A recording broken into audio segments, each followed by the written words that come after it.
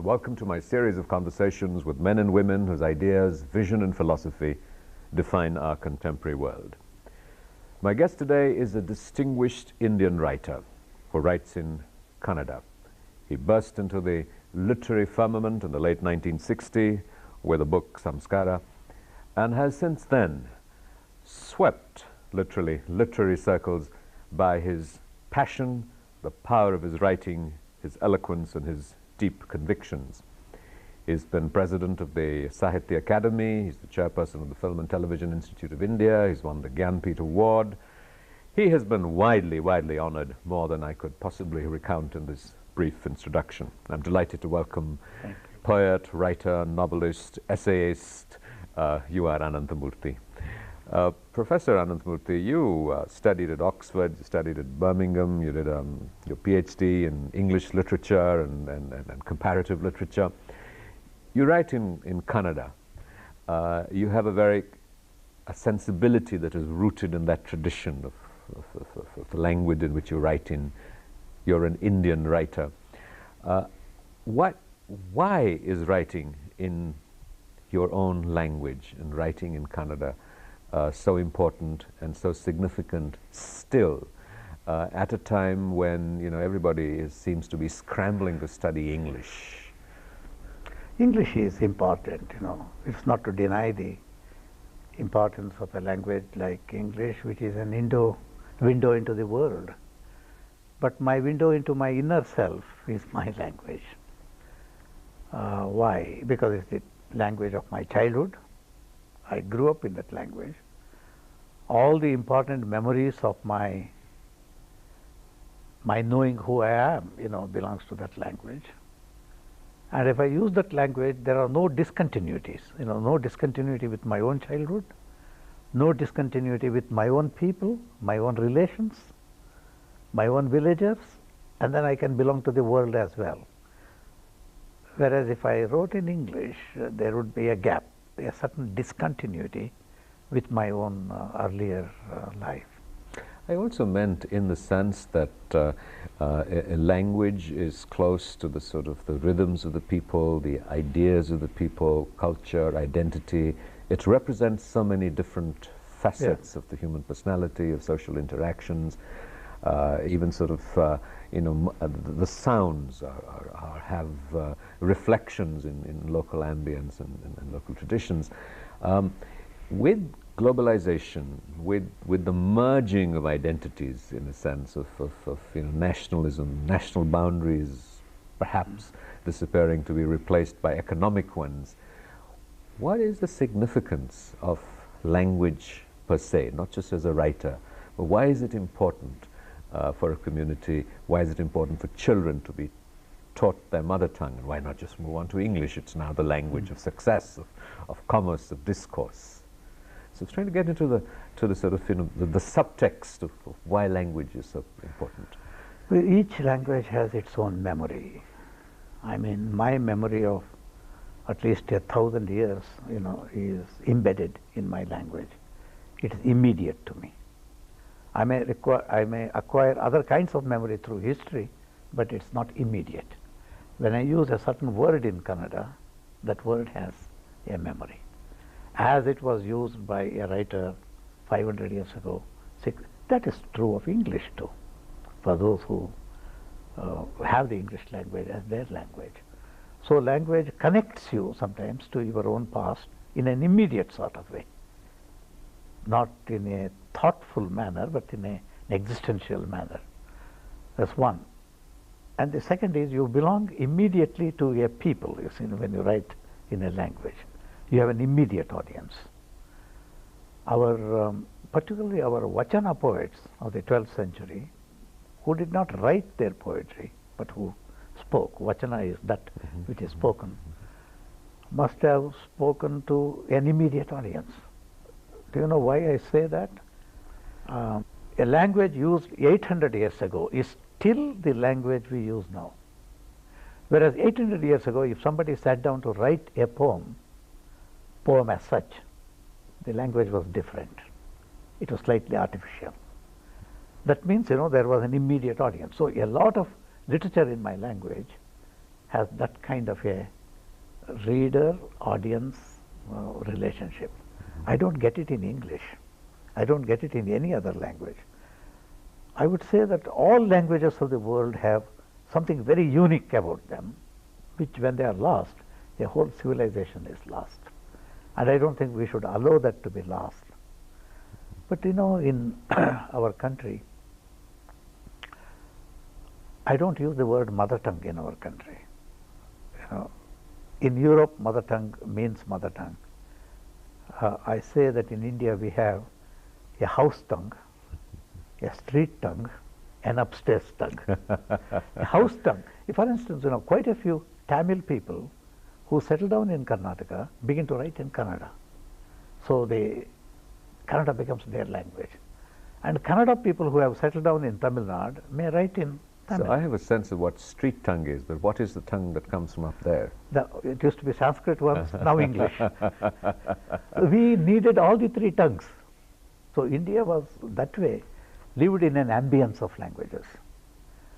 But the language of the province which you adopted, if it was not your mother tongue, still became your tongue, because you did not lose the house tongue, the language which you used at home. So there was a lot of interactions, you know. That's why I don't want to bring in the mother tongue phenomenon into this, but the language used in your environment. We'll come right back to that in a moment. You're watching a conversation with the writer, intellectual, philosopher, poet, U.R. Ananthamurthy. We'll be right back after a short break. Don't go away.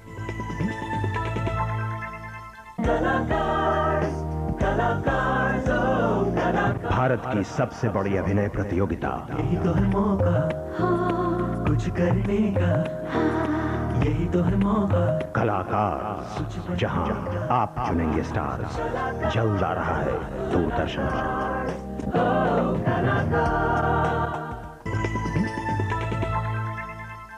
Welcome back to a continuing conversation with U.R. Ananthamurthy. You're an educationist. You've been Vice Chancellor of the Mahatma Gandhi University. You were with the President of the National Book Trust, involved in many ways with books and education.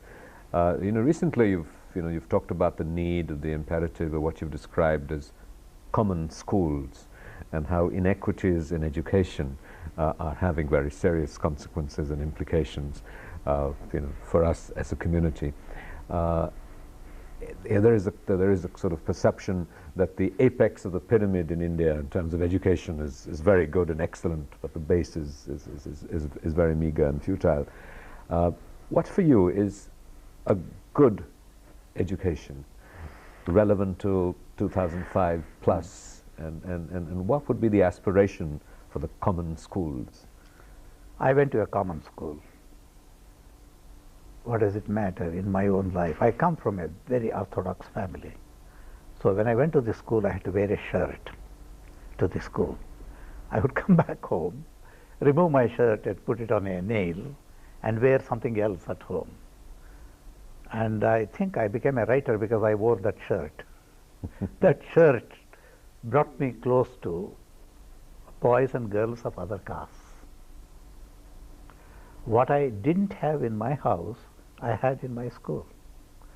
Now there are so many private schools, and children who are well-to-do go to private schools, English medium, and poor children go to the government schools, the public schools or common schools, and the children are separated, which is not good for India, which is very bad for India. That didn't happen in my own case, because we went to the same kind of school. Today I would say that almost all the Indian writers like me who write went to common schools, and hence they preserve their language as well. Because if you don't use as a medium your language, at least up to the 10th standard, not later on, your language becomes just a kitchen language. One. The ideal thing so for me is medium of instruction should be the language of the region. But every child must learn English. Why? Because English has become now a means through which you enter into the modern world system. There are some advantages. And so only the rich should not have those advantages. Even the poor should. At one time it was Sanskrit. And the poor and the ordinary, the people who spoke all these languages, acquired Sanskrit. Sanskrit came into our language. A lot of Sanskrit has come into Kannada. A lot of Sanskrit has come into Malayalam. So thereby, you know, Sanskrit was domesticated. We need to domesticate English now, make it our own. And the best way is to learn English as a Kacha language even, from the first standard, but have our medium of instruction in our own languages. Thereby you are not lost either to the modern world system or to your own region. I think that is possible. Many of us are examples of that kind of an upbringing. Well, tell me that in terms of the writing in India, what does it today tell us about, you know, the state of the nation? There is a perception, and I think that's largely, you know, with urban elites in the language of the cinema and the language of, you know, theatre. You know, that's sort of in the public popular domain, Yeah. that we tend to lack intellectual rigor in our writing, that it doesn't really have a place in the world stage. I mean, you know, not since Ray and Tagore really have we had a global presence of powerful you know, writing that has significantly made an impact. Do you agree with this assessment? In all literary traditions, there are ups and downs. I would say now, you know, Latin American writers are greater than any European writer for me. Europe had its peak, and now Latin America has.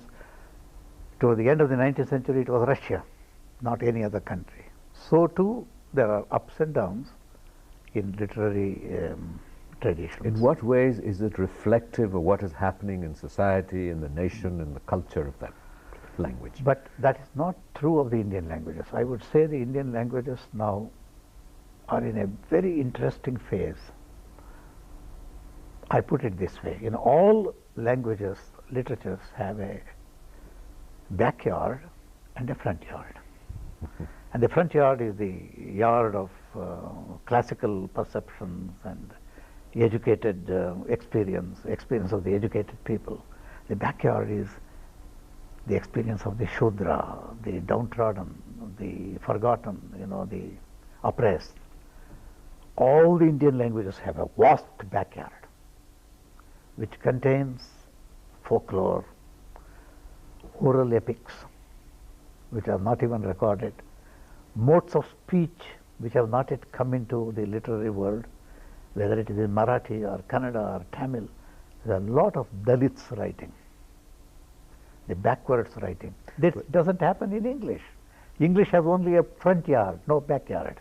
In fact, your great, you know, your great achievement as a writer has been, I suppose, one way of putting it is to bringing backyard issues into the front yard and making that a part of the discourse, Yeah. of making people sit up and look at the issues that were traditionally in the backyard and have them made into films and be translated and to be widely disseminated. What was the, it sounds like a very simplistic question, but what was the secret of the success of that? Not the fact that you articulated it, but that it was also being received, and people are reading it and responding to it because they see passion, they see integrity, and I think they see a great deal of conviction, not just of you as a writer, but, you know, but the life that you live. So what is the secret of good writing and good writing that's also read? The backyard has to be integrated with the front yard, and the front yard has to take cognizance of the backyard. You know, that happens continuously in good writing all over the world. Even in English, you know, the best writing that comes in English is from what was the backyard of British Empire, you see, from India, from Africa, and from Ireland at one time. It was Yeats and Joyce from Ireland, you know, who enriched the English language. So this happens all the time, and our languages have a vast backyard, all the languages, whether it is Hindi or Bengali or Kannada or Tamil. So you have new movements of self-expression. And well, you were sort of, part of this thing called, I don't know if I'm pronouncing right, the Navya movement, the movement in new writing. Yeah. Now that's sort of 30 years old. How new is it? At that time it created a great, great sensation. It drew upon existentialism. It drew upon. I have to sort of confess my complete ignorance. I don't know how Indian at that time in history existentialism was, and we've sort of, with our Western education, we've normally associated it more with Europe than with India, at least in this century. But now it is not new in that sense. There is a new now, and that is women's writing. And quite a few backward classes, who have emerged as good writers, they always bring new experience into writing, new material. And if they are good, a new way of writing as well. Yes, because in writing, if you bring new material, it is not enough. It should be formally new also. Only when aesthetically it is new, it becomes a new experience, a real new experience. That is happening in my language. Some of the best writing today in my language are from young short story writers. And some of them are brilliant, really good. I would say world class when it gets known. But the more genuine the writing, the more difficult it is to translate. And hence, the rest of the world may not even come to know of it. That doesn't matter. In literature, you see, only because something is known, it doesn't mean that it is good. Even something which is not known at all may be good in itself and can wait for many more years to get known. That happened to Hopkins. Hopkins was never honored in his own time. That happened to Blake.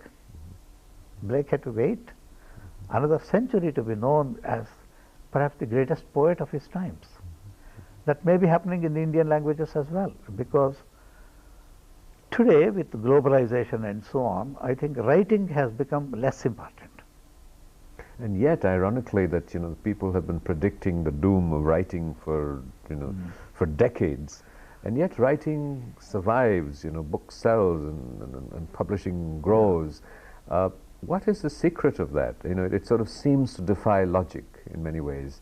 That when radio came, they thought writing would disappear. When film and television, that they would all threaten writing. We talk about the short attention spans that television cultivates.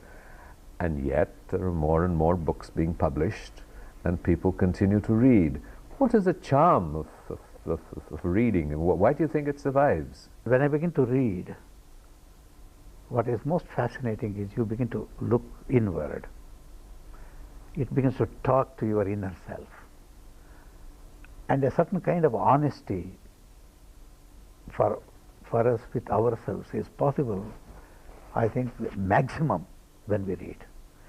When we socially interact, we try to be good and gentle and all the virtues, which are required of us. But while writing, while reading, you can confront even with the ugliest of yourself.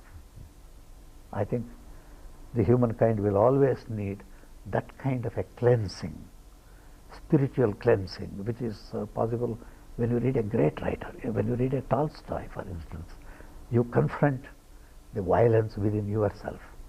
It's a great cleansing process. So it has the quality of meditation, yes, Well, on that count, we'll take a short break. We'll be right back. Don't go away. You're watching a conversation with Ananthamurthy.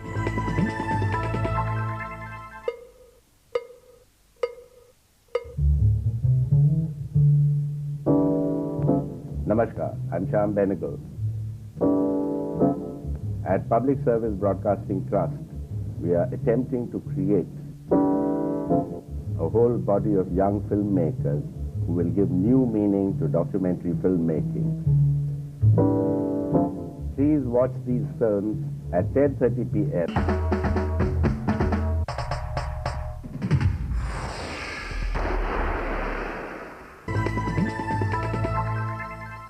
Welcome back to a continuing conversation with Ananthamurthy.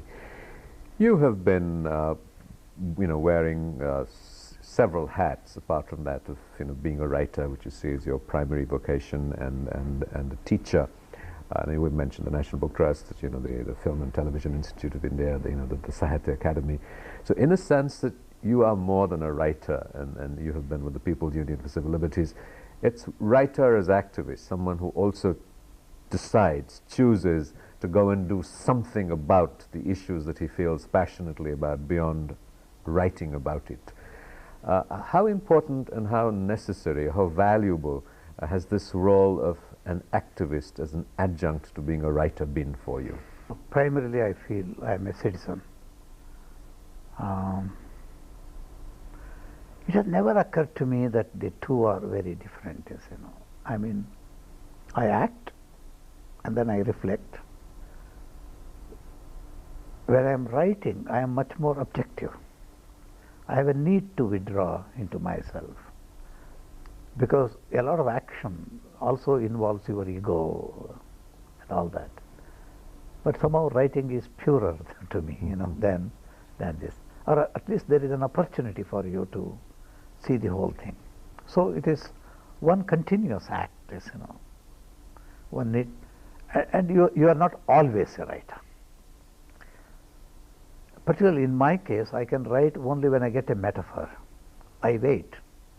It is something like, you know, the emotions within me have to mature, wait for a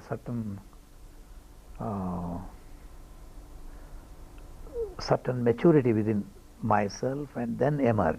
It takes a long time. I have to tear it up and then write again. And then when I hit a metaphor, then I can go beyond myself. So in what ways does this sort of, I assume in some ways you're pointing to this sense of catharsis, that a metaphor and an emotion turns into a metaphor which needs expression.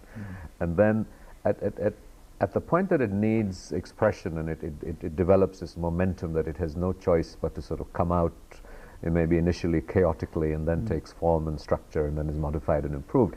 How does it vary between, you know, writing a poem and writing a novel and writing a short story or an essay, the different kinds of things that you write about? Yeah. So when does that metaphor begin to, you know, take on an aesthetic, begin to take on, you know, the choosing that this is a novel, this is going to lead to this, it's going to lead to this? What happens? When I write, sometimes I do not know whether I'm going to write a poem or a story or a novel. What starts as a poem can become a story, and depends on how much it can grow. But more important than all that, how much it can include the opposite of itself. That's a very important thing.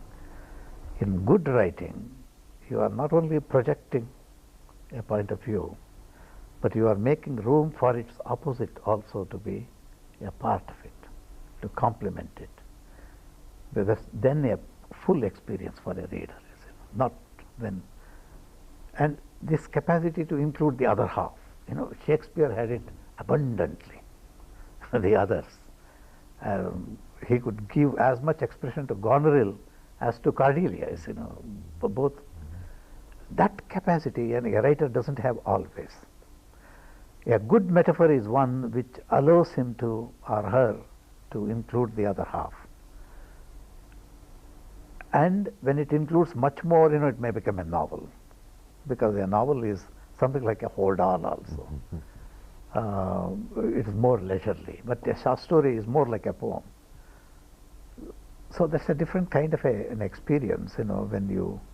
And there is one more thing in writing. It should not be manipulative, because a writer has some capacity to use words to manipulate the mind of the reader. If I manipulate you and catch you, hold you for a while, when you come out of me, you know, you will just reject me, you know, after that. So you're really saying it's just the power of integrity, transparency, conviction that must communicate, and that you don't really manage the. No, the there's writing. a lot of writing which manages also. You know, it's where one makes a distinction. I guess that's sort of what's popular, you know, popular yeah, fiction that you read in flights and that you just sort of Yeah. churn around rapidly. You know, for someone who's been, you know, it was 1966, I think, that this big novel came up. It's been, 40 odd years. What has been the journey for you? What has been the achievement since that bursting on the firmament and keeping it alight? You know, is that a problem? Because you know, you are Ananthamurthy. You're not sort of an ordinary man now that, you know, we talk to. You're someone who that many years ago, you know, came up there as a reputation, as a legend, as an icon. Does that put a sort of pressure on you that, you know, next book you come up with has got something to live up to? You know, first I critiqued tradition. I was in love with the modernity. But as I have gone on, I have begun to critique modernity now. So in my own lifetime, I have seen both. You know, there are three hungers in all of us writers in the 20th century. One is the hunger for equality, the other hunger is hunger for the spiritual realm, and the third is the hunger for modernity. The two hungers, modernity as well as spirituality, come from the hunger for equality, which you first see in Mahatma Gandhi, you know, when he is thrown out of the train. So many of us, when we began to write, we had this hunger for modernity, to belong to the modern world system, to have all the benefits of Europe. Why? Because we wanted to be equal. And then also we wanted to go beyond religion into a kind of a spiritual realm. And now we are in a globalizing world where modernity has taken the ugly shape of the globalizing economy. And so now I don't have the same notion about tradition which I had when I wrote Samskara. I have begun to revisit that side and question myself again, you know. So it is not really writing one book, but another book arising out of that book, which critiques that book, doesn't approve of many things, you know, which I said in the beginning. So I have been continuously asking myself questions. And many of my generation do so, you know, because they have all gone through my kind of a journey in many languages, I think. Your writing has embodied, you know, so much spirituality, pretty much, you know, from the outset. So at this point in your life, with 20, 30 years of, you know, writing ahead of you, and the hindsight of it, what is your aspiration for yourself? I don't know. I react to situations. There are so many moral challenges for us, you know, in India. I just go on reacting and talking about it, sharing my... And sometimes I am able to write something like I did some 20 years ago, and all that I feel about globalizing, etc., was metaphor there, you know, in a story which I wrote a few years ago. I call it, it has been translated as Stallion of the Sun, you know, which was very important for me. I have said many things which I feel now in that story. So I wait again, you know, for some expression of that kind where I can unburden myself. You have to wait for it. You have to meditate about that. You have to be pure. Somewhere, you know, keep all your senses pure. But we get very opinionated as we go on, and opinions are the biggest shatru, enemy of creativity, being opinionated. And we get so easily opinionated, you know, particularly if you are an activist. One of the dangers of being an activist is you get opinionated, and you have to come out of it, even to be a good activist. So, Dr. Ananthamurthy, thank you very much. This has been a great honor and a privilege, and may you be unopinionated for a very, very long time and keep writing. Thank you very much. Thank you, Rajiv. Thank you.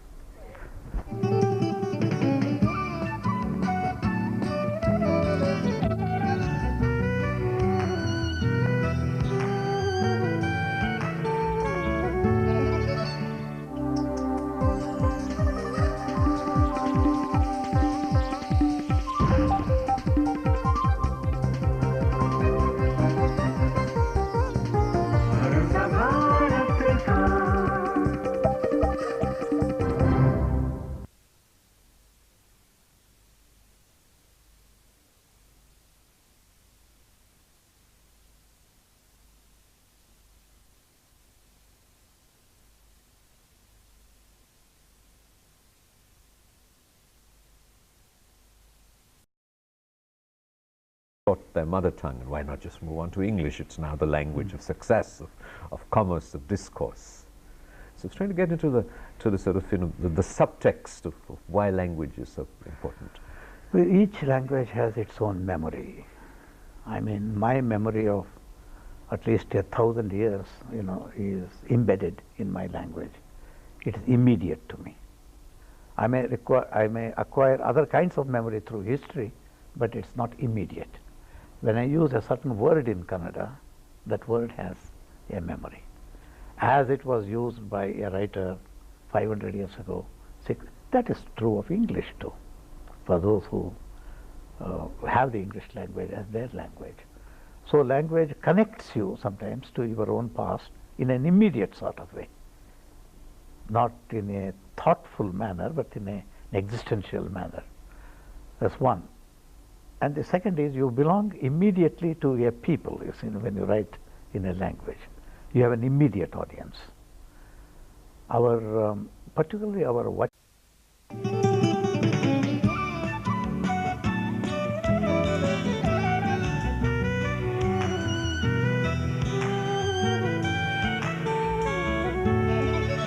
Hello and welcome to my series of conversations with men and women whose ideas, vision and philosophy define our contemporary world.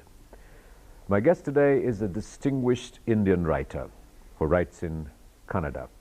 He burst into the literary firmament in the late 1960s with the book Samskara, and has since then swept, literally, literary circles by his passion, the power of his writing, his eloquence and his deep convictions.